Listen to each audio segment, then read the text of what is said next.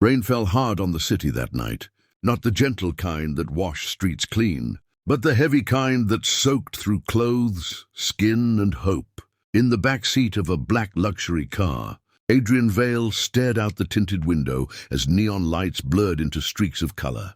At 29, he was already a billionaire, one of the youngest self-made tech moguls in the country, praised by magazines and envied by millions. Yet none of the headlines mentioned the emptiness that followed him everywhere, the quiet ache that no amount of money had ever managed to fill. He had built companies, disrupted industries, and bought islands he never visited. But some nights, like this one, the silence inside him was louder than the city outside. His driver slowed as they passed an old industrial district, abandoned warehouses, flickering streetlights, and shadows that felt heavier than usual. Adrian didn't know why he asked the driver to stop. Maybe it was instinct.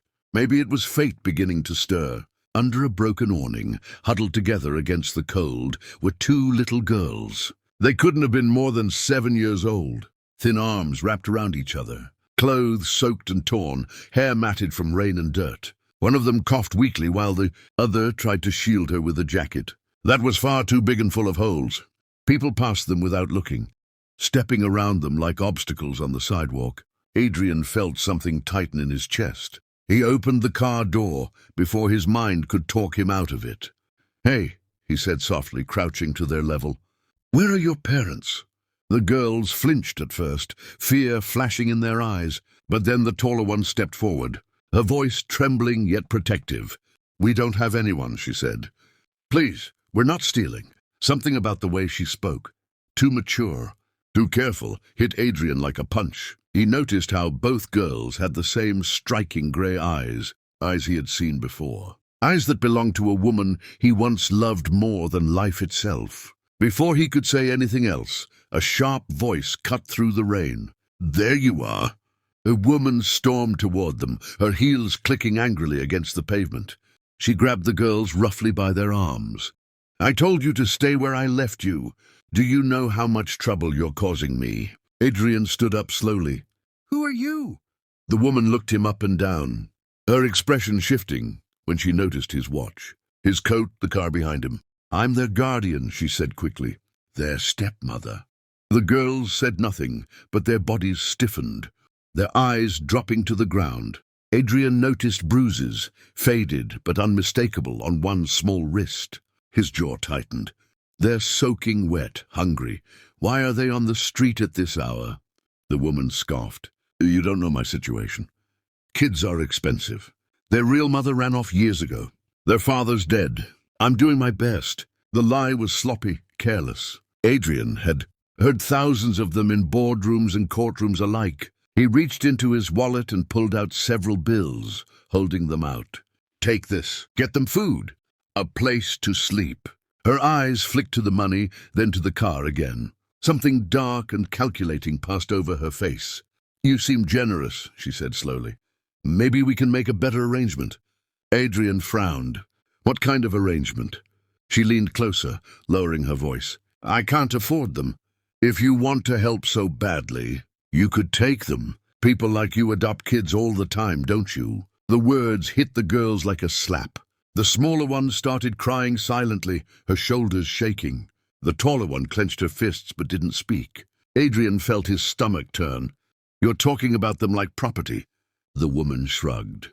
"Life is business. You should understand that better than anyone." Rain dripped from Adrian's hair as memories stirred, of his own childhood in foster homes, of nights spent wondering why no one came back for him. He looked down at the twins, at the fear and exhaustion etched into their faces, and made a decision that would change all their lives forever. "I'll take them," he said, "but not like that. I'll make sure they're safe." Her eyes lit up greedily. "Then you'll pay." Adrian paused only a second before nodding. Money had never been more meaningless than it was in that moment. He transferred a large sum on the spot. The woman snatched the phone back, counted zeros, and smiled. Without another glance at the girls, she turned and disappeared into the rain. The twins stood frozen. "You're not going to leave us too, are you?" the taller one whispered. Adrian knelt again, meeting their eyes. "No," he said. surprising himself with how certain his voice sounded. "I promise." Promises were dangerous things. He knew that better than most. They rode in silence to his penthouse, wrapped in warm blankets, sipping hot soup prepared by a shocked but kind housekeeper. Adrian watched them from across the room, noticing how they mirrored each other's movements, how they only relaxed when they were touching, hand in hand, shoulder to shoulder. He learned their names that night. Lily and Rose, twins. The words echoed strangely in his mind. As days passed, Adrian arranged doctors, therapists, private tutors. He told himself he was just helping, just fixing a problem. That's what he did best. But every time Lily laughed, something inside him softened. Every time Rose looked at him with quiet curiosity, like she was trying to understand who he really was, his chest felt tight again. One evening, while sorting through old documents for a charity foundation, Adrian came across a faded photograph tucked into the back of a drawer. A woman smiled up at the camera, her arms wrapped around two newborn babies, twins, his breath caught. Adrian Vale did not sleep that night. He sat alone in his dark study while the city glowed beneath his windows. The photograph, lying on his desk like a loaded weapon. Every memory he had buried clawed its way back to the surface. Elena's laughter, her stubborn strength, the way she placed his hand on her belly and whispered that their daughters would change the world. He remembered the hospital corridor, the sterile smell, the doctor's eyes unable to meet his. There were complications, they had said. The babies didn't survive.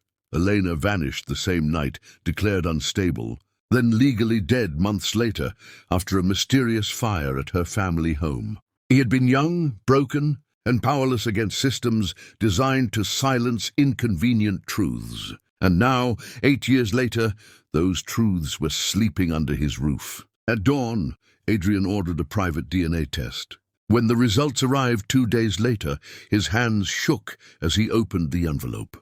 The words blurred for a moment before burning themselves into his soul. Probability of paternity, 99%. The air left his lungs. He pressed his fist against his mouth, a sound halfway between a sob and a laugh escaping him.